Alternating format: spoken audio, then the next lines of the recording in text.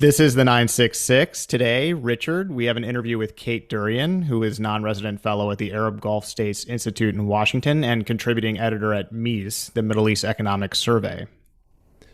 I was really pleased we were able to do this. This is our first topical, and it's on energy. Surprise, surprise. But as you know, what we found that because Saudi Arabia is so unique and that it's in an expansionary mode across almost every sector of energy. If you're looking at crude, if you're looking at renewable, if you're looking at clean, they're actively pushing forward on initiatives in all three of those. We really needed an expert to come in, and Kate is an expert. She did a really interesting, which we recommend, she did a scene setter for the Arab Gulf States Institute in Washington's 2021 Petro Diplomacy Conference. And the scene setter was Gulf up for a net zero world. Again, that can be found on the Arab Gulf States Institute of Washington's website. But it covered that range from crude to clean. And so we were excited to have Kate come join us, and it's a really good conversation. It's a great conversation. She's also a former editor and a veteran journalist covering energy, so she knows it inside and out for Reuters and Platts. So without further delay, let's get to it. Here's our interview with Kate Dourian. Can we start with Saudi Arabia's current plans to increase its maximum sustained crude oil production capacity from 12 million barrels a day to 13 million barrels a day by 2027? What's the rationale behind this? Just a quick note here. It's not actually Saudi Arabia's total production capacity, because if you add the neutral zone, which is shared with Kuwait, you actually get an extra 500,000. That's capacity, not production. So, it's Saudi Aramco, which is increasing, has been asked by the government to increase production capacity from 12 to 13 million by 2027. And it won't happen in one go. It'll come in increments. Right. And it's mostly going to come from offshore fields. And they've already designated the fields where it's going to come from. And if you look globally, and you look at the need for additional oil, even in a transition scenario, you're going to get most of it from offshore fields. Interesting. It's also sort of bucking the trend in terms of investment and expansion of crude energy production capacity. There was a interesting piece this morning in Quartz by Michael Koren, who basically said that the oil and gas industry is on track to discover just 4.7 billion barrels of oil equivalent by the end of 2021. Its worst performance in 75 years. The ratio of proven reserves to production, a measure of how much extractable oil remains in the ground relative to annual production, is now at the lowest level since 2011. We see international oil companies, Kate, pulling back on their capital investment, moving dividends to investors, and just reassessing their investment patterns over the last decades. And so, but in light, whereas national oil companies like Saudi Aramco, as we see they're expanding. How do you see this playing out? It's an interesting, I think there was a recent article by Jason Bordoff basically saying, if you exclude the oil and gas companies, the IOCs, then, if you stop investing, it's a Pyrrhic victory, because you have to also tackle demand. You have to put more effort into energy efficiency, into decline, because at the end of the day, even in a faster energy scenario, look at 2030. If you look at the IEA's forecast, even in their sort of net zero pathway, by 2030, you're going to be maybe 1 million below what you were in 2019 in terms of right. Supply, total supply. So if you say 2019 was about 100 million barrels a day of total supply, it went down obviously in 2020 because of COVID. It's slowly ramping up again. So by 2030, you're only 1 million below. Now, take that with natural decline rates, anywhere between 4.5% and 6%. It's higher in the non-OPEC countries. You need to invest. A recent McKinsey report said you still need to continue drilling. You need about 35 million barrels of oil a day. So, and what's happening now is you're seeing, yes, the international oil companies, or energy companies, as they like to be called, are stepping back from investment. You had The investment declines in 2014, 2015 when oil prices collapsed. And we're seeing the result of that now, because it takes about 5 years to actually go from concept to, from final investment decision to actually first oil.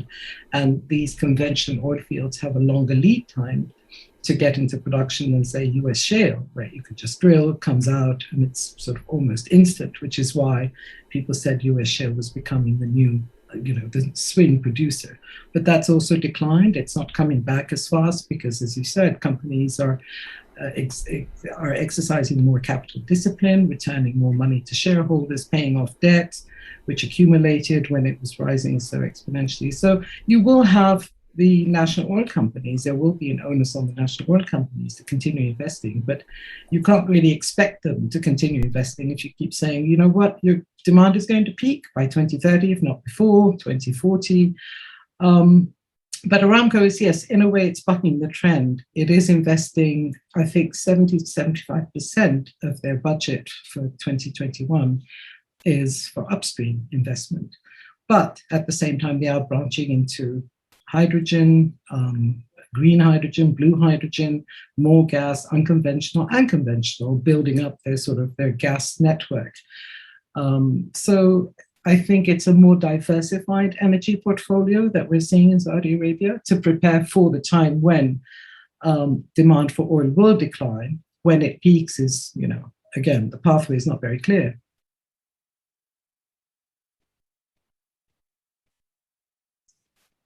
There, I'm back. And actually, Kate, that's when you talk about Saudi Arabia's portfolio of energy investments, it's a natural transition to what they're trying to do with natural gas, and specifically the Jafurah natural gas project, which Saudi Arabia just announced plans is going to proceed.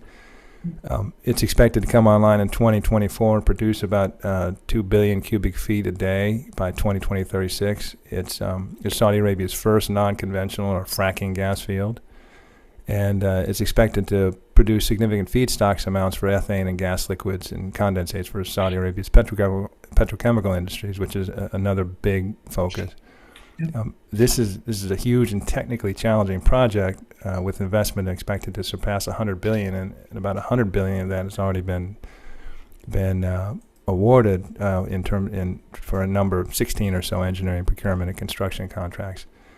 Why is this natural gas project moving forward now, in your opinion? Yeah, it has been talked about for a long time. I mean, they've known that they have unconventional gas, but I think a lot of it is because Saudi Arabia had toyed with the idea of maybe importing gas. It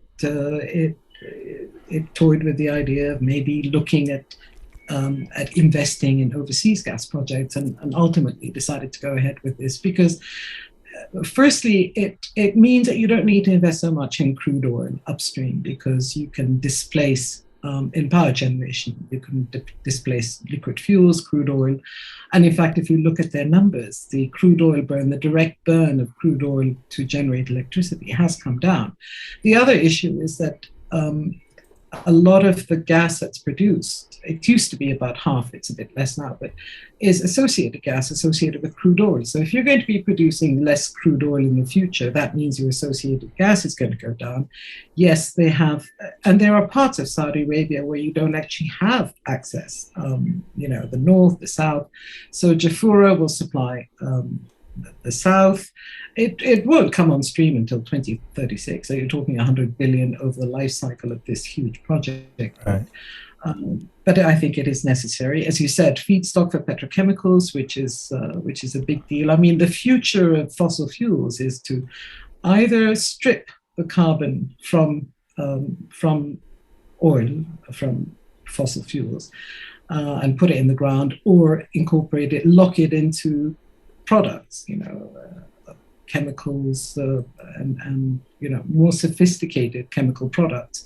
So I think that's where it's heading. And of course, it gives you the opportunity to produce blue hydrogen, which is produced from natural gas, and green hydrogen using solar energy. I mean, they have the feedstock. The thing about the likes of Saudi Arabia, other Gulf states, is they have the cheap feedstock, and they have, endless renewables capacity, both solar and, in Saudi Arabia's case, the Red Sea North wind. So, the elements are there for them to sort of deploy. And I think Saudi Arabia started a bit late. They had very ambitious plans for renewables. Right. They scaled them down.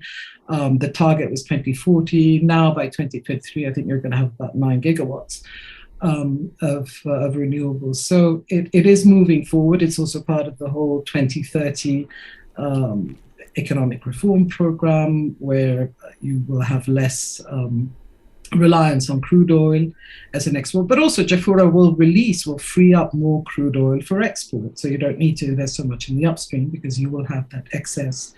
I think it's 500,000 or 300,000 barrels a day of crude oil that will be freed up. So, but and also having the hydrogen element, you can always use it for domestic or export it.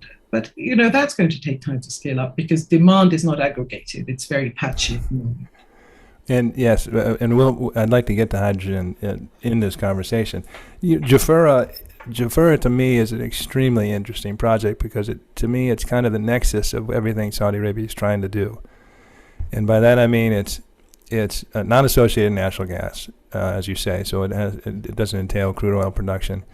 It allows them, they are very strong in what they talked about in the COP26 was, look, when our net zero discussions, we want to include circular carbon economy as a part of the process. So they can come in at Jafurah and develop the natural gas, and as you say, offset 300,000, 500,000 barrels of crude that they burn domestically, which is a huge. They're a huge emitter. Their local consumption is enormous, and something they need to address in terms of crude oil. They can, I think they can try and develop these circular carbon technologies. Obviously, as you said, there's blue hydrogen opportunities coming out of Jafurah. So it sort of, it moves, it's in between, it moves them away from some crude production, and moves them closer to their net zero commitments, and they get to practice a bit at trying to make money at hydrogen, which isn't, certainly blue hydrogen is the most economically feasible one now, but they'd like to do green, and we'll get to green. But so Jafurah is fascinating to me, and it'll be interesting to see how it comes. It's also fascinating because technologically they're doing it, in the Permian, they're doing it 2,000-3,000 feet depth. They're planning on do this at 9,000-10,000 feet depth with seawater, and they think they're going to be able to do it. So there's lots of things still to be determined. So that'll be interesting to watch. The goalposts have sort of moved, and you sort of alluded to this, for Saudi Arabia on renewable energy. The latest figure that we've seen is December 13th, 101 billion in renewable energy projects and a further 38 billion in energy distribution through 2030. The kingdom said back in March that by 2030, 50% of its energy will come from renewables. But right now it's really like only 1% of Saudi Arabia's energy mix is renewable. So Kate, in your opinion, is this enough of an investment for Saudi Arabia to get there, or is more investment needed? I think recently, Nasser, the CEO of Aramco, said, it's very difficult to imagine that you're going to go from almost zero to, 50% or 100% by 2050. I think the IEA's net zero scenario, which was much talked about, which the Saudi oil minister said was, energy minister said was La La Land scenario.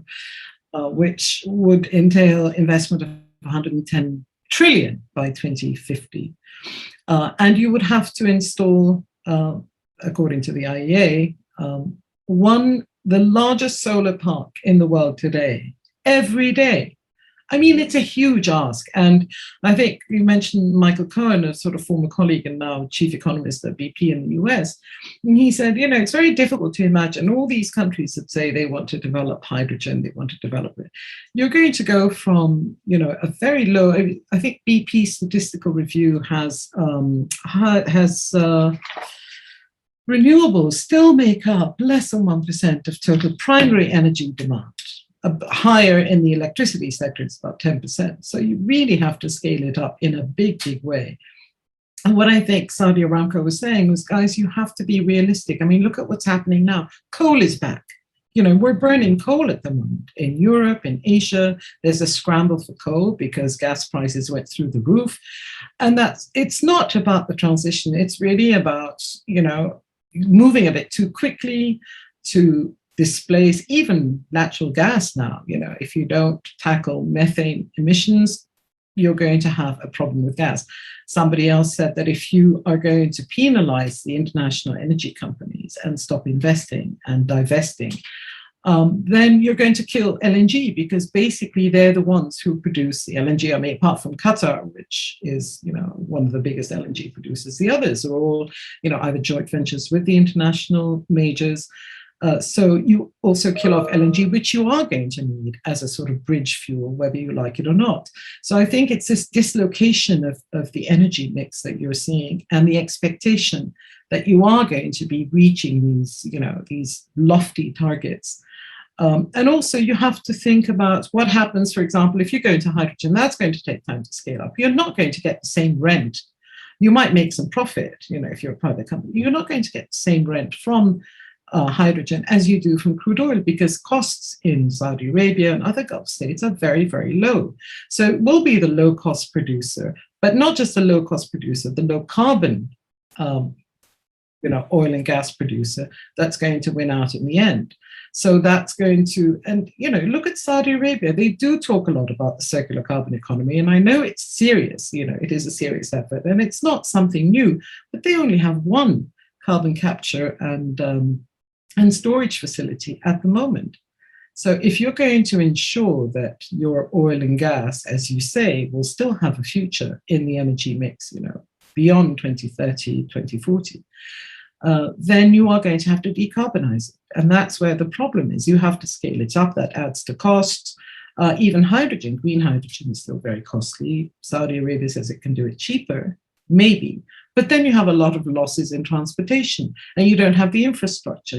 Gas already has the infrastructure. You've got tankers for LNG, and you've got the pipelines.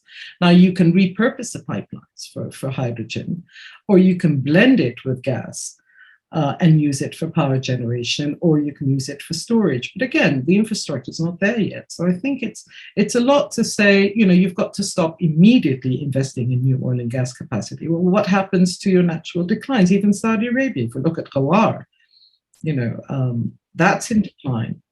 And when they went public, Saudi Aramco went public, and you looked at the prospectus and you thought, hang on a second, Ghawar is only producing, X amount. It used to be half 500,000 barrels a day. It's a 5 million, sorry, it was 5 million barrels a day. That's the biggest oil field in the world. I was thinking of joint fields in Iraq. Anyway, so at the end of the day, if you look at where things stand at the moment, a lot of countries are struggling. A lot of OPEC members are struggling to meet their quotas. So you have the likes of Saudi Arabia, which has spare production capacity. Iraq, which has some spare capacity and is building up. You have UAE, but the others are hurting because of the lack of investment, because of the lack of proper governance and policies in place. So you will find that at the end of the day, yes, demand is going to fall. Overall demand for energy is going to fall. Your economy might be bigger by 2050, and your share is going to fall. The share of oil and gas is going to fall. But even then, it's still going to be about 50% of your total energy mix. Yeah, there's so much wrapped up in in that comment you just made, which covered a lot of things. It is fascinating. President Biden was encouraging previously, OPEC to increase their committed 400,000 barrels a month in growth. And they declined, based on their assessment of the market. But as you say, a number of OPEC members couldn't increase if they wanted to. But going back to the transition, the global energy transition, and it was interesting. It must have been interesting to have been Prince Abdulaziz bin Salman, Minister of Energy, in the run up to COP26 at the end of November, when he'd been saying all along, let's reconsider the pace of this transition, and you've got Europe with natural gas spikes, and the intermittency of renewable energy, and it appeared that there was no sunshine in Europe for 3 months. So no wind, no wind. And we still don't have wind. I mean, that's well, today it's a bit windy, but yeah. So the case was sort of being made for him. But on the flip side, you referenced the circular carbon economy, and so much of Saudi Arabia's commitment in terms of reducing its emissions is based on this technology that is not necessarily in existence yet, or is certainly not up to scale in terms of carbon capture. So you've got all these variables and moving parts and might be's and hope fors and that sort of thing, and it's an extraordinarily complex picture. But you mentioned hydrogen. Yeah. And if I may ask you a question about green hydrogen, which is the holy grail, and as you've already touched on the economics of it, but let me, what Saudi Arabia is sort of aiming for, and in July 2020, NEOM formed a joint venture with U.S.-based Air Products and Aqua Power to create a $5 billion green hydrogen project, with the hopes of producing about 1.2 million tons of ammonia a year by 2025. We won't hit that, but just this month, they let a contract to ThyssenKrupp, a German industrial conglomerate, to supply and install a 2 gigawatt plus electrolysis plant for NEOM's this green hydrogen project. Now, and this is the money quote that that you alluded to, but the contract is believed to be the world's first firm sale for electrolyzers, for a gigawatt scale green hydrogen project. While there are more than 250 gigawatts of renewable hydrogen projects in the global pipeline, none of their developers have publicly taken final investment decisions because they have not yet been able to guarantee that their hydrogen would find buyers. Your reference to the rent on hydrogen, it'll be slightly different than it will be on crude. So I guess what I'm asking, and I think what the Saudis are betting on, is that with green hydrogen, maybe they can achieve a virtuous cycle similar to that occurred with solar and on-land wind power over the last decade, where you made a market, technology caught up, that sort of thing. What's your take on this gambit? It's a huge gambit. No, it is. And I think to me, it makes more sense to go with blue hydrogen, because you've got the gas, you've got the, if you adopt the circular carbon economy concept, the carbon capture and storage, you reduce methane. I think hydrogen is probably in some countries is going to be more for domestic use. I mean, one thing that people don't really know about Saudi Aramco is that they do spend a lot on, maybe not so much, but they do spend on research and development. And I was in Saudi a couple of years ago before COVID, and I was talking to one of the engineers, from one of the senior engineers in Morocco, and I said, why can't we just capture the carbon from our exhaust pipes? And he said, well, we're doing that. You capture it, you put it, and then you empty it somewhere, and then you store it.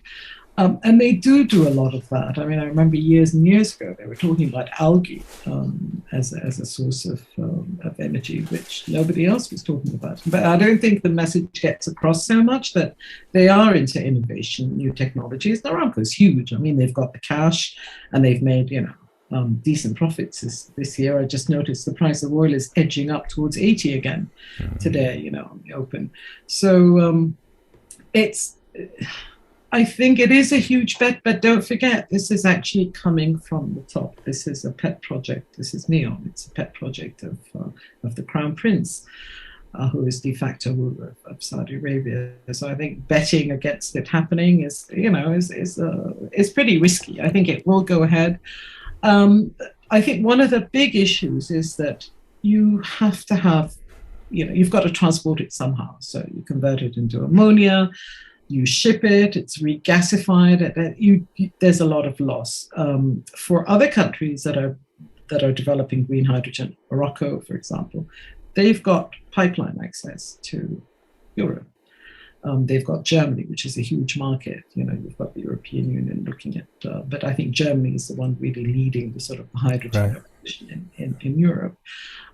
So and that's why it's interesting to see the German connection with Saudi Arabia. Japan obviously is big. They've already shipped, I think Saudi Arabia and the UAE have shipped blue ammonia to Japan, but demand is not yet aggregated, and you don't have a commoditized market yet. So I think it's early days, but I wouldn't bet on that project not going ahead and and developing an alternative. I think when I talk to my Saudi friends, I say, don't call them, they are sort of, they're not really alternatives, but they're sort of like supports.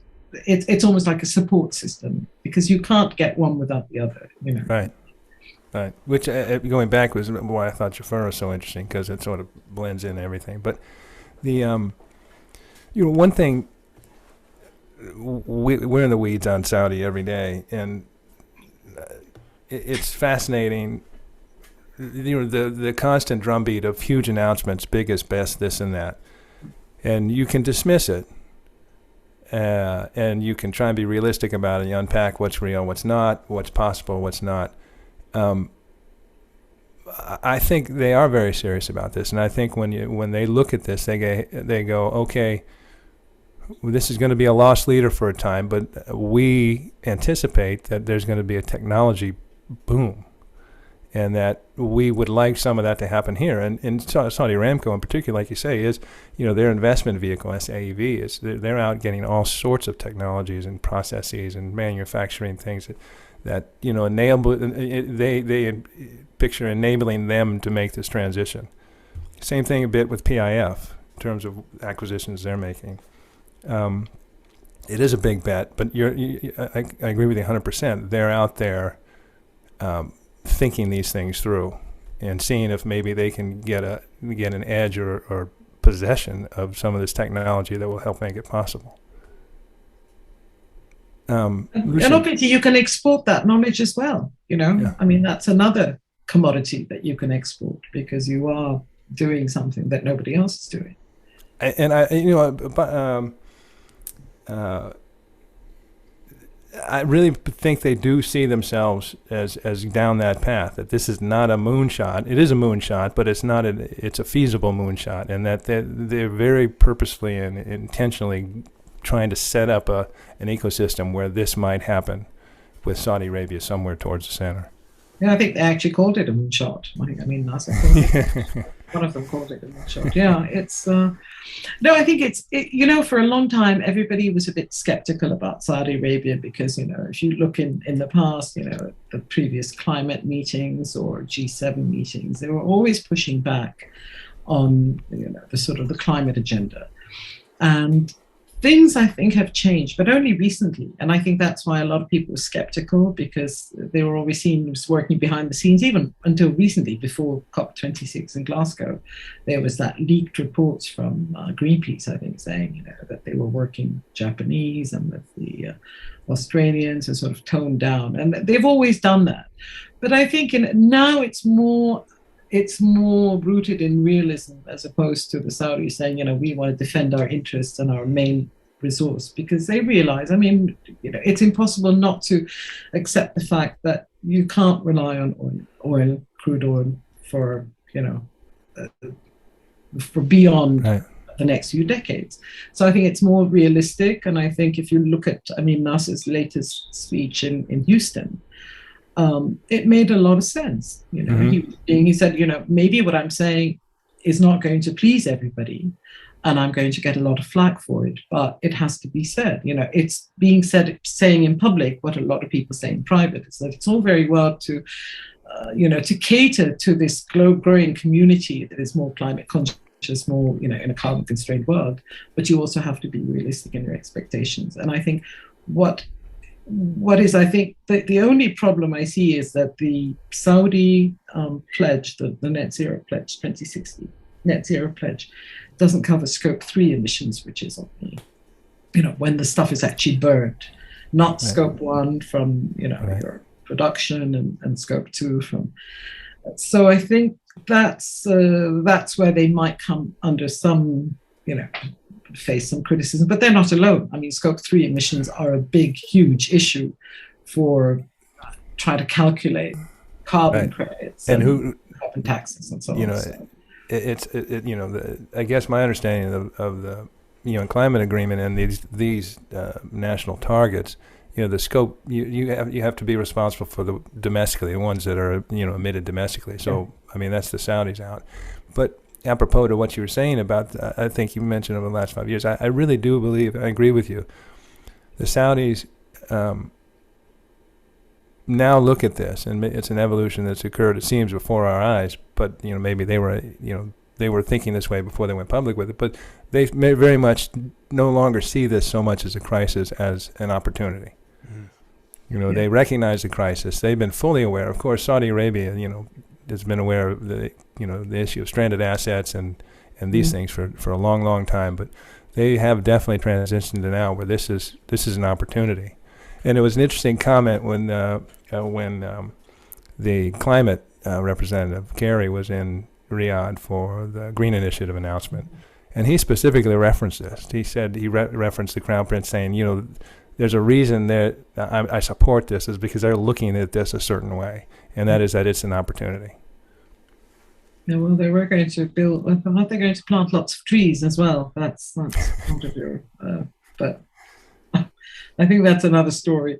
Yes, but no, exactly. I think there is a sense of realism, and they're not alone in it. You've got the UAE's now got this alliance. You've got 3 of their renewable energy and electricity and utilities sort of joining hands and saying, we're going to go big into renewables. So it's more of a regional drive as opposed to just patchy. And across the Middle East. So I think what you need to do is and the same should have happened with gas, but it didn't really, is to have a sort of integrated policy. You don't really have a grid. You don't have a proper grid. You've got the electricity, GCCIA, but it doesn't really function the way a grid should function. You've got price disparities. You've got subsidies still in some countries that still linger, that will prevent you from having a sort of common market, so to speak, because that will benefit everybody. I mean, you don't need to all invest in, you've got nuclear power to come as well, maybe. There you go. Your mention of UAE reminded me of that. That's another, source that Saudi Arabia, I think, would like to move along. Yeah, they've looked at it. I don't know if they're going to go ahead with it, but I mean, they've looked at it. They've got, agreements with various countries to look at nuclear. But I think it's, at the end of the day, they are still going to be producing one. I mean, they say they're going to be producing the last barrel, so long as it's the last low carbon barrel or zero carbon barrel. Because you mentioned stranded assets, which is not something they like to hear at all. It's a term that we sort of avoid or avoid, but at the same time, you will have stranded assets if you don't invest in carbon capture. Absolutely. You're going to be able to sell and it's going to be driven from the consumer side. You're going to have more policies, post COP26 as you tighten regulations on methane emissions. I mean, now you can't hide. You can't have methane emissions and gas flaring, without end like you have in Iraq, because you're going to be penalized for it. People are looking now for zero carbon or carbon credits, not carbon credits, carbon certificates that you are actually complying. Qatar's done a bit.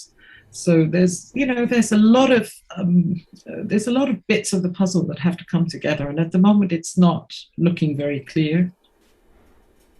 Yeah, I agree. Lucia and I were talking the other day, and we were talking about stranded assets, but, Prince Abdulaziz's reference that we will pump the last molecule of oil. And, I don't see that happening. There will be oil left in the ground, but I see the Saudis pumping the last molecule of oil that you can sell for a profit. But I think you also have to convince your consumers, because, at the moment, if you look at, you listen to the environmentalists, and it's like, oil and gas is bad. And then you look at the CEO of Total, Patrick Pouyanné, who says, I cannot go green without, I need the black in order to produce the green. Exactly. I can't suddenly stop doing what I've been doing for decades, since. And that's where I think where we may have these instances where if you have, you have 2 years of low investment in upstream, 2014, 2015, and then the 2020 as well. So you've lost hundreds of billions in investment. And so you're going to get maybe periods where you will have a demand-supply gap, even as demand declines. It won't grow at 1 million barrels a day as it was in past decades. It will slow, but at the same time, you have declines. You have a lot of countries that aren't investing. You have countries where the likelihood of companies going and investing in upstream is shrinking because, for example, who's going to go into Iran, even assuming you get a deal, which is looking less likely at the moment? You get a nuclear deal, Iran opens up. They're going to have to be very competitive in the contract models that they offer. That's going to take time. By the time their oil comes onto market, additional oil, the market probably won't want it. So I think you will have the winners and losers. You will have like Saudi Aramco, who are already, if you haven't already positioned yourself for the transition, you're already too late. Kate, thank you so much. Thank you.